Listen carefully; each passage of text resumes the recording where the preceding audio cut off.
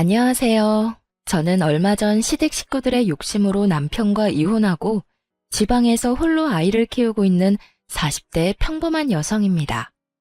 오늘 제가 이렇게 사연글을 보내게 된 건 정말 욕심만 가득한 시댁 사람들의 진짜 모습을 많은 사람들에게 알려드리고 싶어서예요. 남편과 저는 평생을 지방에서 살아온 토박이들이에요. 그러니 각자의 부모님들도 같은 지방에서 사시고 계시죠. 남편과의 결혼은 그냥 정해진 순서에 따른 결과였다고 생각해요. 물론 결혼이라는 건 좀 더 신중해야 하는 게 당연하지만 다르게 보면 여러 가지 상황이 충족되어야만 가능한 일이니 결혼할 상황이었다고 볼 수도 있죠. 솔직히 결혼할 때 시부모님을 보고 이 결혼이 나쁘지 않겠구나 싶기도 했었어요. 그만큼 괜찮은 분들이셨거든요. 그렇지만 문제는 그분들이 아니더군요. 바로 남편의 누나들이 문제였어요. 위로 10살 그리고 8살 차이가 나는 두 신우들이요. 제가 남편과 동갑이었으니 신우들과 저도 똑같이 나이 차이가 났어요. 그리고 첫 만남도 무척 인상적이었죠. 아가씨가 우리 동생이랑 결혼할 사람? 만나서 반가워요. 난 첫째 누나예요. 이렇게 예쁜 아가씨랑 결혼을 하다니 복 받았네, 우리 동생.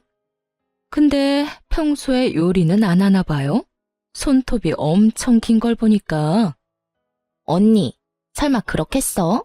동생의 엄마 덕분에 얼마나 입이 고급인데 설마 요리도 못하는 여자 데려왔으려고?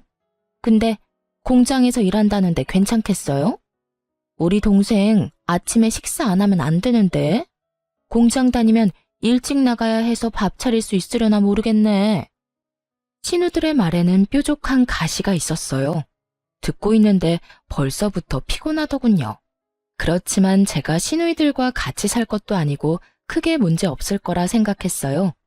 시누들이 말하는 것만큼 남편이 유별나거나 그런 걸 요구한 적은 없었거든요.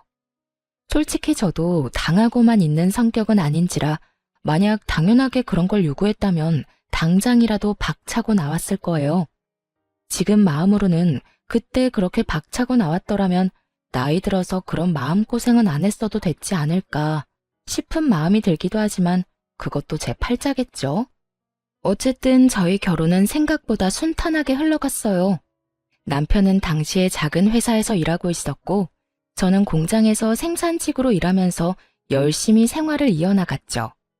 제 예상대로 신우들과 만나는 일은 그리 많지 않았어요. 대신 시부모님과는 자주 만났었죠. 직장 일로 바쁜 저희들이 끼니를 잘 챙기지 못할까봐 항상 걱정하던 시모는 저희를 시부모가 운영하는 음식점에 항상 불렀어요. 시부모는 당시에 그 지역 주민들에게 인기가 많은 음식점을 운영하고 있었거든요. 그걸로 돈도 많이 버셨고 가게도 확장을 고민할 정도의 상황이었어요. 일주일에도 몇 번씩 남편과 저는 시부모의 가게에서 식사를 하고 담소도 나누고 좋은 시간을 보냈어요. 신우들과 만날 일도 크게 없었으니 마음도 편했죠. 시부모님들은 대화를 하면 할수록 좋은 분이었어요. 두 분도 함께 일을 하시는 상황이라서 그런지 모르겠지만 저희가 맞벌이로 힘든 상황을 모두 이해해 주시더라고요. 그리고 저희 결혼 후에 시부모님 가게도 본격적으로 입소문을 타기 시작하면서 바빠지기 시작했어요. 그래서 밥 먹으러 가는 것도 굉장히 죄송스러울 때도 있었거든요.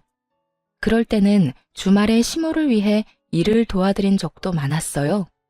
제가 결혼 3년 차쯤 됐을 때 시부가 가게 쉬는 날 저희를 불렀어요.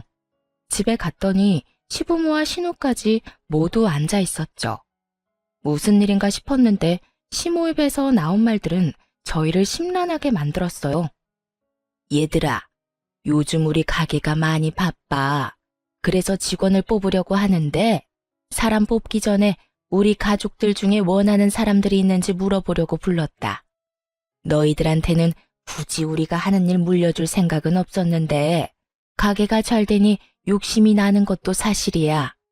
너희들이 좋은 직장에서 일을 하고 있다면 이런 말도 안 했을 텐데 지금 큰애랑 작은애 둘 다 쉬고 있지 않니?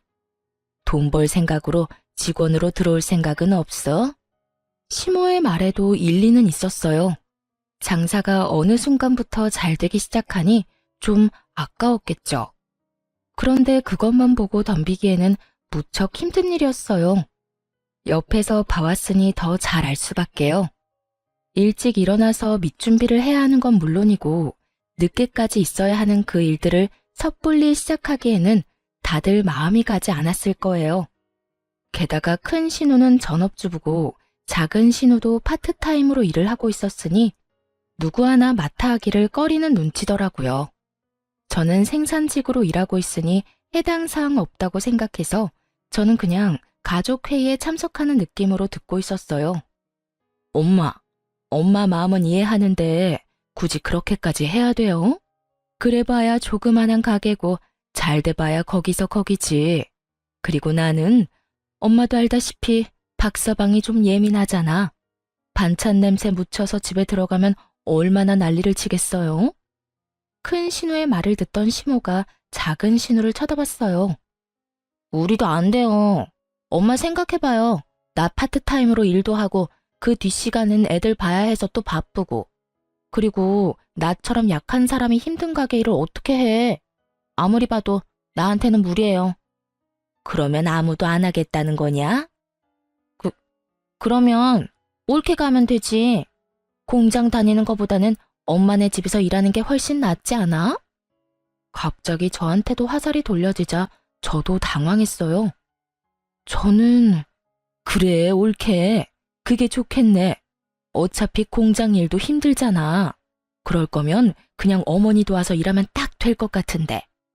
공장에서 일한다고 돈 많이 주고 그런 거 아니잖아. 그리고 가족끼리 일하는 게 얼마나 편한데 그렇게 해줄 거지? 거의 반강제로 떠밀다시피 저를 설득하려 하더군요. 솔직하게 말해서 저는 싫었어요. 공장 일을 엄청 좋아해서 한 건 아니지만 그 일이 이미 익숙했고 무엇보다 시댁이잖아요. 아무리 좋은 사람이라도 모르는 사람과 일하면 트러블이 생기는데 시부모님과 같이 일하면 그런 일이 생겼을 때 풀 수 있을 상황도 아니고 모조리 제가 감당해야 한다는 게 너무 싫었거든요.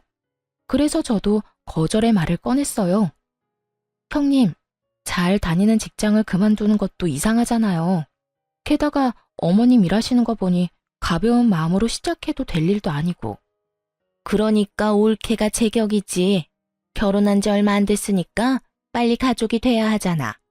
그러면 같이 일하는 게 최고야. 올케라면 믿고 맡길 수도 있어서 더 좋지. 생각해봐. 공장이 얼마나 힘든데. 조금만 더 늙으면 그 일 못할걸? 근데 우리 엄마 봐. 아직까지 얼마나 정정하셔? 그러니까 제발 올케가 맡아줘, 응? 큰 신우와 작은 신우가 말을 꺼낼수록 시모의 얼굴에 기대감이 마구마구 생기더군요. 그걸 보니 차마 못하겠다는 말도 못하겠더라고요. 시부모님이 나쁜 사람들이었으면 절대로 하겠다고 하지 않았을 텐데 워낙 자상하고 또 신중하신 분들이라 결국 제가 하기로 결정했어요. 그리고 신우들이 내게 일을 떠맡긴 것을 제외하면 그 말에 틀린 말은 없었으니까요. 공장에서 일하는 게 힘든 것도 사실이고 늙어서까지 하기에도 나쁜 직업이라는 것도 맞는 말이니까. 알겠어요. 그럼 제가 맡을게요. 제 입에서 그 말 한마디 나오기만 기다렸는지 신우들이 엄청 좋아하더군요. 물론 겉으로 티는 내지 않았지만 그렇게 제가 시부모 가게에서 일하기로 하고 가족회의가 끝났어요. 신우들은 귀찮은 일 제게 떠넘기고 기뻤는지 고맙다며 난리도 아니었어요. 그렇게 저는 시모, 시부와 함께 가게 일을 하게 됐어요.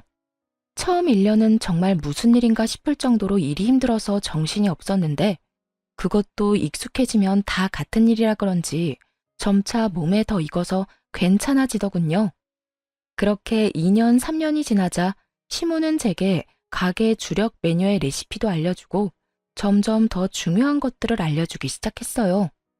솔직하게 말해서 그냥 가게 도와주는 일이라고 시작했는데 시모가 점점 더 중요한 걸 알려줄 때마다 의아하게 생각하긴 했어요. 게다가 가게가 더 잘 되기 시작해서 확장을 한 뒤에는 생각보다 가게 값어치가 꽤 있다는 걸 깨닫기도 했고요. 어머님, 그런데 진짜 저한테 가게 레시피 다 알려주셔도 돼요? 응? 그게 무슨 소리야? 가게가 너무 잘 되잖아요. 이거 다음 사장한테 알려줘야 하는 거 아니에요? 왜 그때 저희한테는 가게에서 일할 사람 찾는다고 하셔서. 아, 그거 말이지? 그때는 그랬지. 잘 될 거라는 보장도 없고 그게 될 거라는 보장도 없었으니까. 그때는 그냥 직원 뽑는다고 말한 거였지. 그래도 가족 중에 할 사람이 있으면 내가 가진 거 다 알려줄 생각이긴 했어. 음식 솜씨라도 가지고 있으면 어디 가서 굶어 죽진 않을 테니까. 그리고 가게가 잘 되면 나랑 같이 일하는 사람한테 가게 물려줄 생각도 했었고. 가게를 물려줘요? 그래, 이렇게 잘 되는 가게 이왕이면 가족이 이어받아서 하면 좋잖니?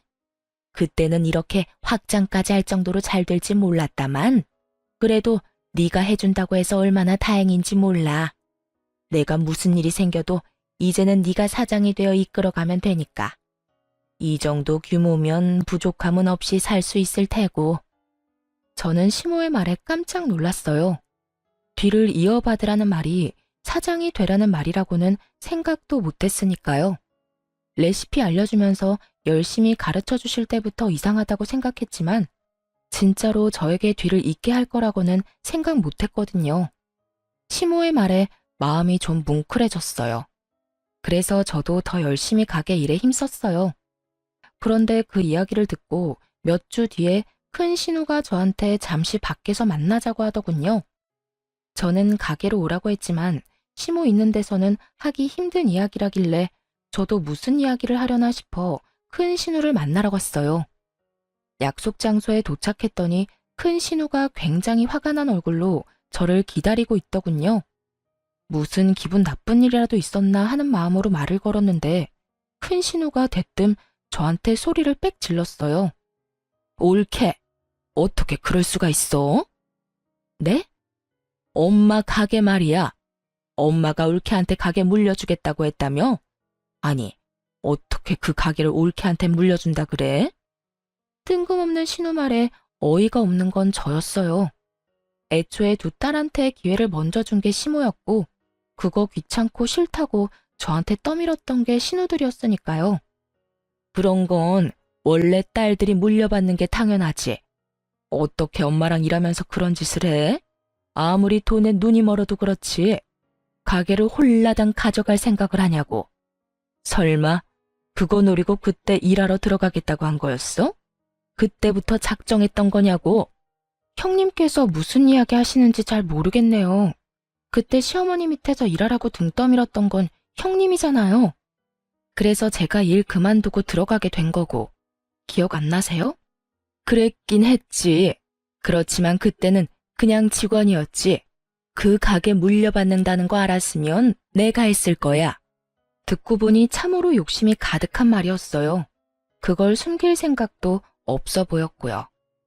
형님, 제가 하겠다고 한 게 아니라 어머님이 그렇게 정했다고 하신 거니까 어머님한테 여쭈어 보세요. 저한테 이러시는 거 시간 낭비고 서로 기분만 나빠질 뿐인 거 아시잖아요. 그 가게가 지금 당장 내 것인 것도 아닌데 왜 저한테 이렇게 화를 내는지도 모르겠고 이 상황 자체가 정말 어이없다고 생각하거든요. 제 말에 큰 신우가 새침한 표정으로 묻더군요. 그래, 그럼 내가 엄마한테 직접 이야기할게. 어떤 결과가 나오더라도 나한테 원망은 갖지 마. 큰 신우가 그 자리에서 시모에게 전화를 걸었어요. 스피커폰으로 전화를 거는 걸 보니 제 딴에는 시모가 딸한테 사장 자리를 물려줄 거라고 철석같이 믿고 있는 것 같더군요. 그렇지만 그렇게 될 리 없다는 걸 저는 잘 알고 있었어요. 여보세요? 네가 웬일이냐 이 시간에? 엄마, 다른 게 아니라 하나 물어보려고 전화했어요. 혹시 올케 말고 나한테 가게 물려줄 생각은 없어요? 올케가 엄마 밑에서 열심히 일한 건 아는데 그래도 사업은 피부치랑 해야지 며느리가 무슨 말이야. 그러다 걔네 이혼하면 어차피 남인데. 그러니까 내가 대신 들어갈게요. 지금이라도 배우면 되잖아요. 선 넘는 발언도 서슴없이 하는 큰 신우를 보며 저는 고개로 쯧쯧 혀를 찼어요. 왜냐면 저는 시모가 무슨 생각을 하는지 정확하게 알고 있었거든요. 음식점 사장이 애들 장난질이야? 가게 사장이 될 기회를 걷어찬 건 너희들이었어. 그런데 이제 와서 뭐? 나는 가게 소중하게 생각 안 하는 너희들한테 내 가게 맡길 생각 없다. 그리고 네가 가게에 대해서 뭘 알아? 여태껏 엄마 가게에 와서 도와준 적도 한 번이 없는 것이 무슨 가게 일을 넘겨받겠다고 난리야. 바쁘다는 동안 와서 도와준 건 네 올케뿐이었으니 가게는 며느리한테 물려주는 게 당연한 일이야. 네 아버지도 그렇고 나도 그렇고 며느리를 예비 사장으로 이미 확정했으니 다음부터 이런 일로 시끄럽게 굴지 마. 냉정한 시모의 말에 놀란 건 큰 신우였어요.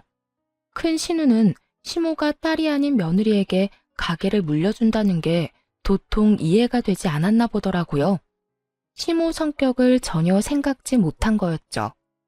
제가 옆에서 일하며 지켜본 바로는 성실한 자세, 책임감, 가게에 대한 관심, 딱 이 세 가지가 예비 사장의 덕목이었거든요.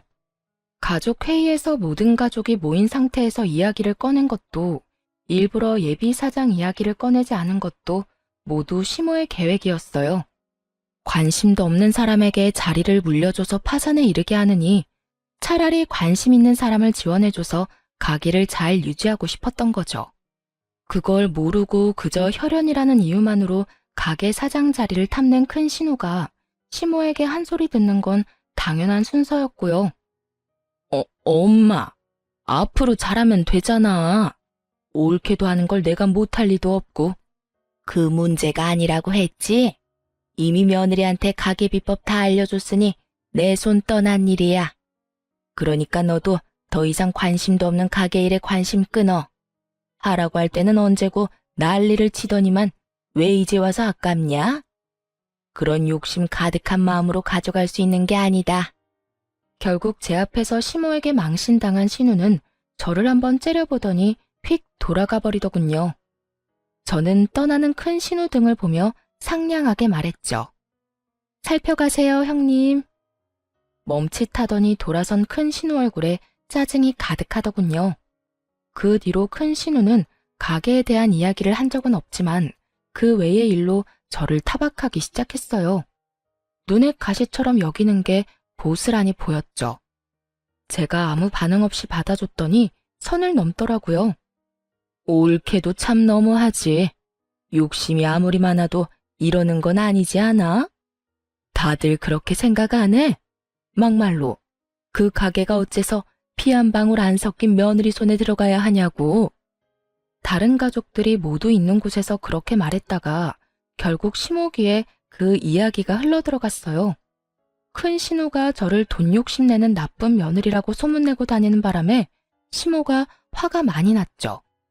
사실대로 말하자면 큰 신우가 저한테 나쁘게 하도록 일부러 놔뒀어요. 제가 아무 반응 없으면 저를 더 열받게 하려고 선을 넘을 테고 그걸 시모 귀에 들어가도록 적당히 상황만 만들면 시모의 분노가 더 클 테니까요. 저는 열심히 제 일만 하면 될 일이었죠. 저는 이런 이야기를 들으면 시모가 큰 신우로 혼낼 줄 알았거든요. 그런데 그게 아니었어요. 큰 신우가 제 험담을 한다는 이야기를 듣고는 오히려 제게 찾아와 아예 다른 일을 하셨어요. 아가, 미안하다. 내가 우리 집안 간수를 못해서 성실한 네가 험담을 듣도록 만들었어. 이게 다 내가 어정쩡하게 일을 처리한 탓이니 내가 다 책임지고 처리하마. 어머님, 그런 말씀 마세요. 그 어디에도 어머님 잘못은 없어요. 어머님이 저한테 얼마나 잘해주셨는데. 제가 괜찮다고 말했지만 시모는 강경하게 말하더군요. 내가 서류는 이미 다 정리해놨다. 가게 공동대표로 이름 올리는 일이야. 도장만 찍어라. 그러면 앞으로 네가 돈에 욕심이 있네 마네 하는 말들은 들리지도 않을 게다. 대표가 가게 운영하는데 쥐들이 뭔 상관이겠니? 가게 와서 창문 하나 닦아보지도 않았던 것들이 입으로만 가게 위하는 척하는 걸 듣고 있으려니 괘씸해서 도저히 안 되겠어. 시모와 함께 가게 공동대표를 제안하시더군요. 결국 거의 반강제로 저는 시모 가게 공동대표가 됐죠. 어차피 그렇게 될 수순이긴 했지만 미리 넘겨주는 일도 쉬운 일은 아니었을 거예요. 피부치들이 살아있는데도 저한테 주겠다고 한 건 큰 마음을 먹은 거였겠죠. 제가 일을 형편없이 했거나 요령이나 피웠다면 아마 주시지 않았을 거예요.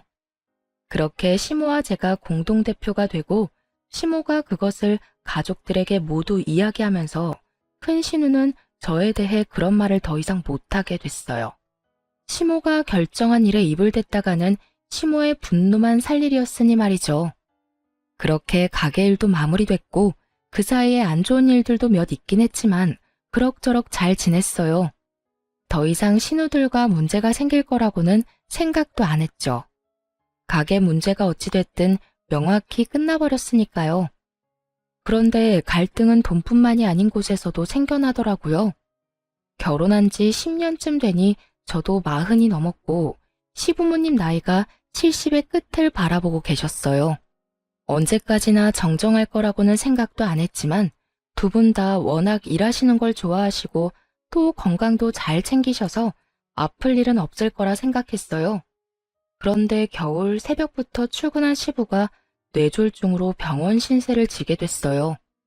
밑준비를 위해 일찍 갔었는데 저와 시모가 없었다면 뇌졸중이 더 심해져 생명을 장담 못했을 수도 있다고 하더군요.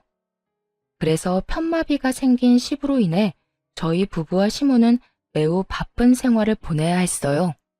시부가 연세가 있어서 힘든 일은 못했지만 그래도 가게 돈 계산이나 서빙 같은 건 조금씩 도와주셨거든요. 그런데 그런 시부께서 아파서 병원에 입원해 있으니 누구라도 간병을 해야 했어요. 저와 남편 시모가 번갈아 가며 병원을 오가야 했죠. 그런데 힘든 일은 언제나 몰려오는 건지 친정엄마에게 온 연락은 저를 더 우울하게 만들었어요. 딸, 어쩜 좋아. 너희 아버지 계단에서 떨어졌어. 허벅지 뼈가 부러져서 수술해야 된다는데 빨리 좀 와줘, 응? 정말 청천벽력 같은 소리였어요. 제가 외동딸이었기 때문에 어머니 말고는 도와줄 사람도 없었죠. 어쩔 수 없이 저는 시모에게 제 사정을 설명했어요. 그런데 시모도 남편도 그날따라 일이 있어서 안 된다고 하더군요. 저희 셋 다 간병을 하니 어쩔 수 없이 간병 안 하는 날은 밀린 일을 처리하곤 했거든요. 두 사람 다 미리 잡아놓은 약속이 있어 시모가 한 가지 좋은 생각을 떠올렸죠. 둘째야, 너 오늘 하루만 아버지 병간호 좀 하거라. 너 아버지 아프고 나서 한 번도 병간호 한 적 없지 않니? 앞으로 해달라고 안 할 테니 네가 오늘만 좀 봐줘. 시모 요구에 작은 신우도 별말 없이 따르는 듯 보였어요. 그렇게 저는 친정아버지 수술할 때 직접 병원에 갔고 놀란 친정어머니를 달래며 각종 보험을 알아봤어요. 그리고 저녁에 완전히 정신적으로 녹초가 되어 집에 돌아왔죠. 그런데 저녁 9시쯤에 작은 신우에게서 전화가 왔더군요. 저는 감사 인사라도 해야겠다 싶은 마음에 전화를 받았어요. 옳게, 어떻게 이럴 수가 있어? 어떻게 시어머니를 시켜서 자기를 나한테 떠넘겨? 그게 어디서 배워먹은 짓이야? 일이 있더라도 나한테 맡길 일이 아니지. 옳게도 며느리가 아니라 가족인데. 전화 받자마자 화내는 작은 신우의 목소리를 들으며 저는 한숨을 푹 쉴 수밖에 없었어요. 아, 형님. 저도 병건호 빼고 싶어서 뺀 게 아니에요. 친정아버지 대퇴골이 부러져서 수술을 해야 한다는데 그럼 어떻게 해요? 아시잖아요. 저는 외동이라 저희 집에 어머니가 의지할 만한 곳이 없어요.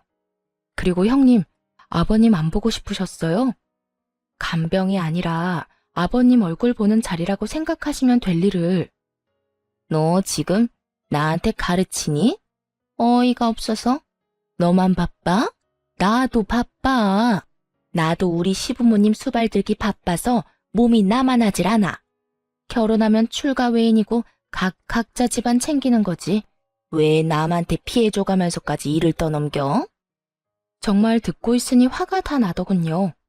시모가 이야기 꺼냈을 때는 그렇게 하겠다며 아주 공손하게 말 듣는 척 해놓고 결국 일 끝나고 저한테 전화해서 화풀이라니.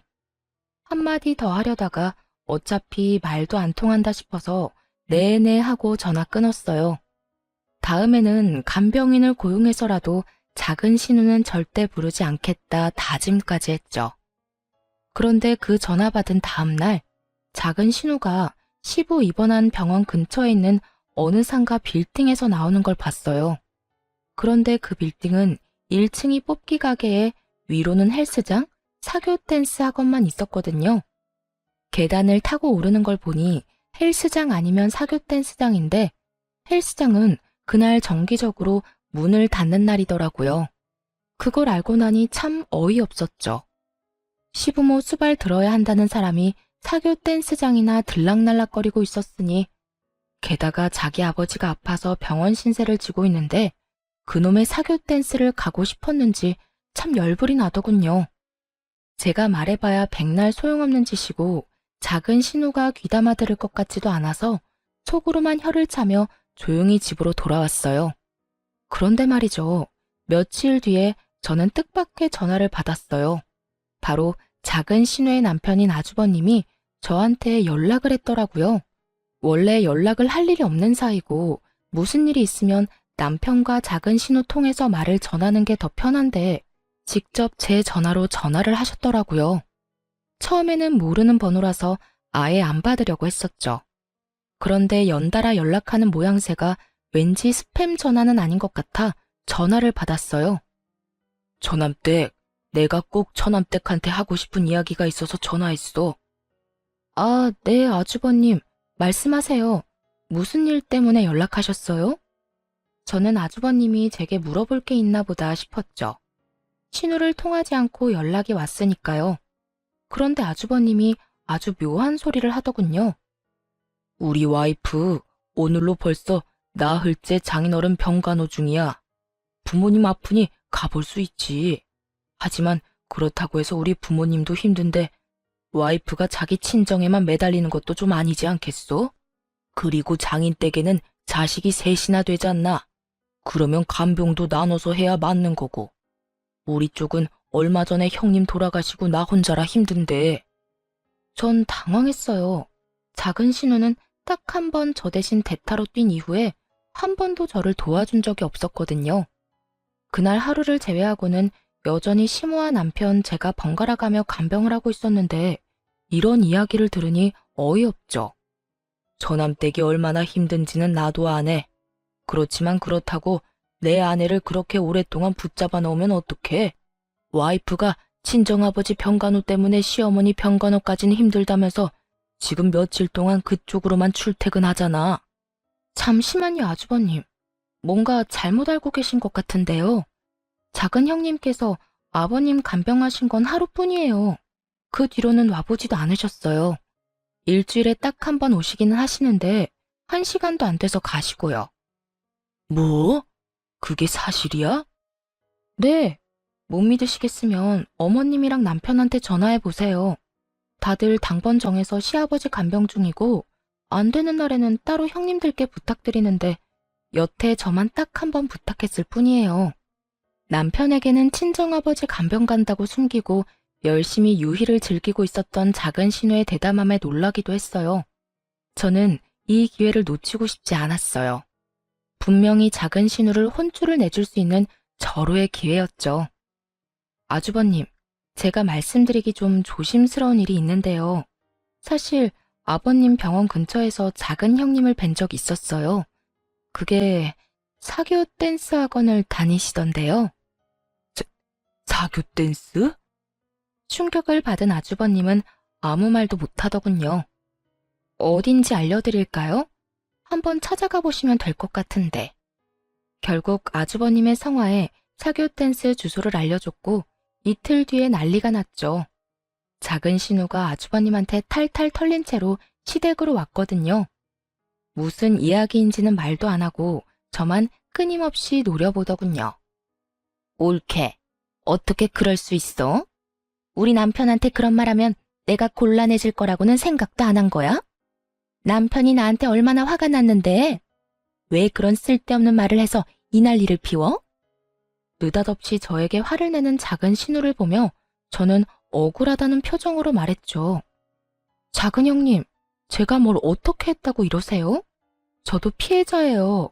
아주버님이 저한테 전화와서 엄청 혼내시는데 그럼 제가 하지도 않은 일로 욕을 먹어야 한다는 뜻이에요? 그리고 제가 뭘 알려드렸던 그게 거짓말도 아니고 제가 본 그대로 말씀드렸을 뿐인데 저한테 이러시면 곤란하죠. 아니 이게 다 무슨 말이야? 도대체 뭐 때문에 박서방이 그렇게 화가 났어?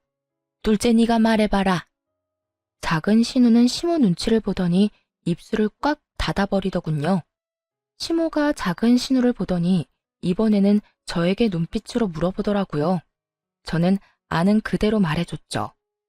아주버님이 저한테 전화와서 작은 형님을 왜 자꾸 부르냐고 벌써 며칠째 장인어른 병간호 하느라 시어머니 병간호는 하지도 않는다며 저한테 너무하다고 화를 내셨어요. 그래서 제가 무슨 소리 하시냐. 작은 형님은 딱 한 번 나 대신 병간호 해준 거 말고는 병간호 한 적 없다고 말씀드렸죠. 작은 형님이 어디 가시는지 궁금해 하시길래 제가 본 그대로 사교 댄스 학원에 다니시는 것 같다고 말씀드렸을 뿐이에요. 뭐? 야, 너희 아버지 핑계대고 지금 탱자탱자 놀았어? 그것도 사교 댄스? 네가 정신이 나갔네, 정신이 나갔어. 그런 주제에 올케가 하루만 네 아버지 간병해달라는 거 가지고 그 난리를 쳤어? 시어머니도 친정아버지도 너한테는 사교 댄스보다 못하다 이거야? 모든 걸 알아버린 시모가 작은 신우의 등짝을 후려째더군요. 속이 어찌나 시원하던지. 작은 신우가 저를 노려봤지만 뭐 어쩌겠어요. 자기가 뿌린 대로 거둔 것을. 솔직하게 말해서 작은 신우가 그렇게 난리만 안 쳤어도 신우가 사교 댄스 다닌다는 건 말 안 했을 거예요.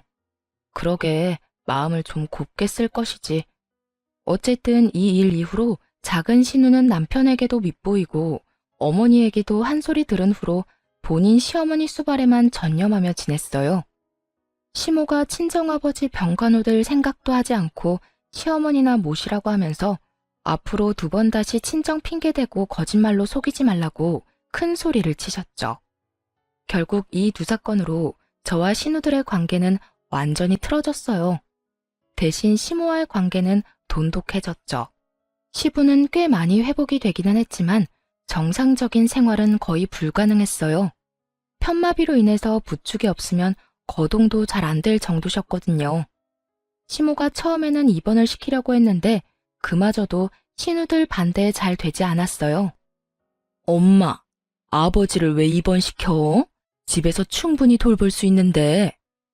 나도 며느리 고생시키고 싶진 않다. 그리고 다들 일하는데 어떻게 너희 아버지를 집에서 돌봐? 말도 안 되는 소리야. 왜 말이 안 돼? 내가 복지센터에 상담해봤어. 주간 보호라고 낮 동안 어르신들 봐주는 거 있대. 점심도 주고 어린이집처럼 차량으로 집까지 이동도 해주고. 그거 하면 될 것 같은데?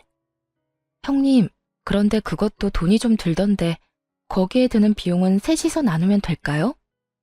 솔직히 당장 집에서 내내 시부를 보라는 것도 아니니 그 정도는 이해하고 넘어가려고 했어요. 어차피 3남매이니 셋이서 나누면 돈도 얼마 안 들 테고 좀 힘들긴 하겠지만 퇴근하고 조금만 시간 보내면 잠자는 시간일 테니까요. 그런데 신우들이 그 돈을 절대 못 준다며 버티더군요. 그 이유가 더 웃겼어요. 올케, 정말 욕심이 끝도 없네. 올케가 어머니 가게 물려받을 건데 왜 우리까지 책임을 떠안아야 해? 막말로 부모님 재산이 저 가게 하나인데 그거 가져가면서 부모님 모시는 것도 우리한테 맡기려고 한 거야? 가게를 가져갈 거면 책임도 같이 져야지. 그러면서 돈은 절대 못 준다며 버티더군요. 저는 답답해서 남편에게 말했어요. 형님들이 주간보호 비용도 저희한테 다 내라고 한다고 말이죠. 그런데 남편 말이 더 웃겼어요. 누나들 말 틀린 거 하나 없지. 솔직히 당신이 가게 물려받으면 우리 부모님 재산 다 물려받는 거랑 똑같은데 왜 누나들이 돈을 내야 해? 당신 돈도 잘 버는데 당신이 내면 되잖아. 지금 나더러 아버님 수받들면서 돈까지 내라고? 가게 물려받았다고? 그 가게 물려받기 싫다고 난리치던 사람들이 형님들이야. 게다가 가게 물려주신 것도 어머님 뜻이었고 내가 달라고 졸라서 받은 것도 아닌데 왜 내가 모든 걸 책임져야 하는데? 나도 돈 못 내. 그러니까 집에서 아버님 모시자. 그러면 되겠지? 열받은 제가 그렇게 말하자 남편은 남의 집안 사정처럼 그럼 그렇게 하던가 하며 코웃음을 치더군요.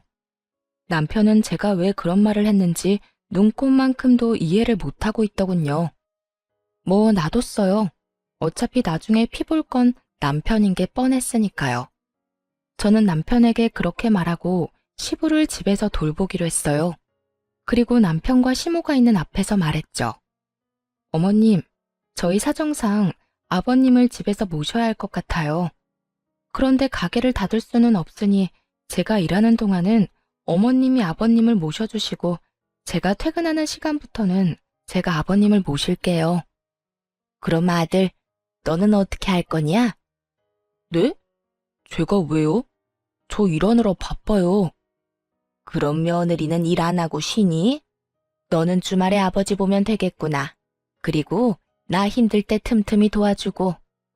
역시나 공정한 시모가 그렇게 남편의 역할까지 정해주고 시부의 집 간병이 시작됐어요. 처음에는 어떻게든 굴러갔지만 시간이 지날수록 힘에 부처하는 게 보이더군요. 특히 연로하신 시모의 컨디션이 나빠지기 시작하자 남편이 불려가는 일이 많아졌어요. 결국 시모의 부름이 감당이 안 된 남편이 저에게 화를 내기 시작하더군요. 당신은 도대체 책임지지도 못할 일을 왜 시작한 거야? 내가 당신보다 더 많이 아버지 얼굴 보고 있는 건 알아? 그게 뭐 잘못됐어? 그리고 억울한 척 하지 마. 내가 당신보다 더 많이 아버님 수발 들고 있거든? 수발만 들어. 집안일에 육아에 가게 일까지 내가 다 하는데 당신이 뭐가 그렇게 못마땅해.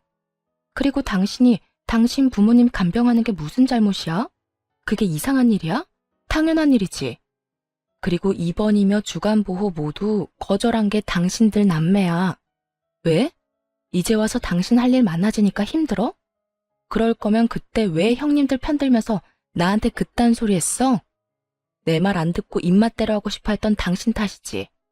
그래서 나 엿먹으라고 이랬어? 내가 당신을 괴롭힌 게 아니라 당신이 스스로 제 무덤 파고 들어간 거겠지. 지금 그걸 말이라고. 됐어. 다 때려치우고 당신 가게 그만둬. 내가 회사 그만두고 가게 일할 테니까. 갑자기 그게 무슨 소리야? 당신이 왜 회사를 그만두고 가게를 해? 진짜로? 진짜 일 그만두고 가게 일하겠다고? 대체 왜? 내가 언제까지 당신 눈치 보면서 살아야 해? 이번 일도 봐. 당신이 하라는 대로 안 하니까 나 엿먹이려고 이런 수작질한 거 다 알아. 어머니 아버지가 당신 좋아한다고, 당신한테 의지한다고 나를 별것 아닌 놈 취급한 건 당신이야. 어이가 없었어요. 저는 그저 바쁘게 살았던 것뿐인데 대체 어디에서 무슨 소리를 듣고 일어나 싶었죠. 당신이 뭔데 우리 집안에 들어와서 당신 하고 싶은 대로 다 해? 앞으로 내 말 안 들을 거면 이 집에서 나가면 돼. 난 당신 들러리로 살 생각 없으니까. 찌질함의 끝을 보여주는 남편놈의 얼굴을 보며 저는 이게 해결될 문제가 아니라는 걸 깨달았어요. 남편의 마음이 닫혀진 게 눈에 보였거든요. 단순한 싸움으로 끝날 수도 있었던 일을 남편은 단순하게 해결할 생각이 없더군요. 집에서 나가라는 말에 제가 나지막이 되물었어요. 당신 이혼하자는 거야? 그래. 말길 잘 알아듣네. 이혼해. 가게는 나한테 넘기고. 그 가게 당신 것도 내 것도 아니거든? 어머님한테 물어보고 와. 그리고 이혼하는 거 나도 찬성이야. 부모님 두 분 보고 살았지. 내가 찌질한 당신이랑 두 시누이 생각하면 진짜 이제라도 인연 끊는 거 다행이라고 생각하니까. 결국 저와 남편은 이혼을 하게 됐어요. 남편놈은 아주 기세가 등등하더군요. 제가 없어도 가게 일이며 집안일 다 해결할 수 있을 거라고 아주 호언장담을 했어요. 하지만 이혼 직후 시모의 행동 때문에 남편의 기대는 와르르 무너졌어요. 이혼을 하고 나자 시모가 저를 따로 만나자고 하더라고요. 그래서 나갔더니 그러더군요. 애미야, 네가 고생이 참 많았다. 내 밑에서 힘들게 일도 하고 모자란 아들놈 때문에 이리 이혼까지 하게 돼서. 그래도 내 손주들 엄마잖니? 그러니까 내 가게 네가 온전히 가져가거라. 그걸로 애들 키우고 열심히 살아. 네가 해온 것들을 보니 너라면 충분히 그 가게 잘 살릴 수 있을 거야.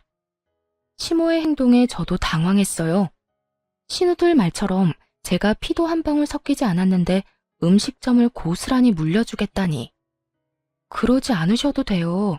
이미 이혼했는데 그런 것까지 받으면. 그만. 내가 너 좋으라고 주는 줄 아냐? 손주들 생각해서 주는 거야. 애들 데려가면서 가게까지 잃으면 어떻게 먹고 살 거야? 이혼을 했지만 손주들은 내 손주들이다. 그러니까 잔말 말고 받아. 우리는 그간 모아놓은 돈이 제법 되니 괜찮을 거다. 어떻게든 가게를 제 손에 들려주려는 시모 모습에 결국 고마운 마음으로 가게를 물려받았어요. 오로지 단독 대표가 된 거죠. 시모는 제게 가게를 넘기고 가게에 아예 나오지도 않으셨어요. 몇 번 전화 통화를 하니 시부 병간호를 하고 있다더군요. 남편 놈이 버는 돈으로는 간병인을 구할 수도 없고 신우들이 봐줄 사람들도 아니니 어쩔 수 없는 상황이었던 것 같아요. 그런데 그 이후로 시모와의 연락이 뚝 끊겼어요. 거의 1년 넘게 연락이 안 되다가 어느 날 갑자기 전 남편이 가게로 찾아왔더군요. 거들먹거리며 저한테 명령조로 말도 안 되는 말을 짓거리더라고요. 당신한테도 알려야 할 것 같아서 전화했어. 우리 어머니 치매 걸렸어. 아버지 병간호하다가 스트레스 많이 받으셨는 것 같아. 그래서 하는 말인데 당신 우리 어머니 좋아했잖아. 얘 가족의 정을 봐서라도 우리 부모님 좀 돌봐주면 안 되겠어? 가게 걱정은 하지 말고 그 가게 나한테 넘기면 다 해결될 일이니까. 당신은 부모님만 잘 돌봐주면 돼. 그러면 내가 월급으로 돈도 줄 테니까. 정신 나간 소리를 찍찍 해대는 전 남편의 목소리에 저는 코웃음이 다 났어요. 뭘 모르니 저렇게 용감하게 짖을 수 있는 거겠죠? 당신이 병간호하면 되지 왜 나한테 명령질이야? 부탁을 해줘도 들어줄까 말까 한 판에 뭐? 가게 넘기고 부모님이나 돌봐주라고? 한 달에 월급을 1,000만 원을 준다고 해도 안 한다 이놈아. 이 가게에 어머님이 직접 내 손에 들려주신 거 당신은 모르지? 어머님이 손주들 힘들게 키우지 말라고 나한테 주신 건데 네가 애비면 자식 생각을 해서라도 뺏으면 안 되지. 전 남편 놈은 아직까지 어머니와 제가 공동대표라고 알고 있더군요. 제 말을 듣고서야 시모가 대표 자리에 없다는 걸 알고 완전 난리를 쳤어요. 왜 이 가게가 당신 거야? 어머니가 진짜 당신한테 주신 거라고? 이건 뭔가 잘못됐어. 그건 우리 어머니 거라고. 가게 가져갈 생각이라면 꿈 깨. 이미 옛날에 명의도 나한테 이전됐고 대표도 나 혼자야. 당신이 가져갈 수 있는 건 하나도 없다고. 제 말에 충격을 받은 전 남편은 부러움에 배가 너무도 아팠는지 생떼를 쓰며 입에 담지도 못할 말들을 저에게 쏟아붓더군요. 그 욕을 들으며 저놈이 제 자식들 아빠라는 게 새삼 부끄러울 지경이었어요. 지금 상황이 어떻게 된 건지 당신이 몰라서 그래. 나 지금 부모님 두 분 다 내가 모시게 생겼거든. 그것도 돈도 한 푼 못 받고. 가게라도 있어야 이걸로 누나들을 어떻게든 부모님 수발 들도록 만들 수 있을 거 아니야. 참 대단한 아들이네. 나랑 이혼하고 신우들한테 시부 떠넘겼다며? 내가 모를 줄 알아? 결국 혼자 두 분 모시게 생겼네. 아주 효자야, 효자. 웃는 저를 바라보던 전 남편 표정이 아주 똥 밟은 것처럼 일그러지더군요. 아니, 근데 왜 이 가게에 그렇게 집착을 해? 시댁집 팔면 되잖아. 그걸로 돈 나오면 간병인을 구하던 요양원에 보내던 하면 되지. 그 집? 그거 이미 우리 누나가 담보대출 받아가서 깡통된 지 오래야.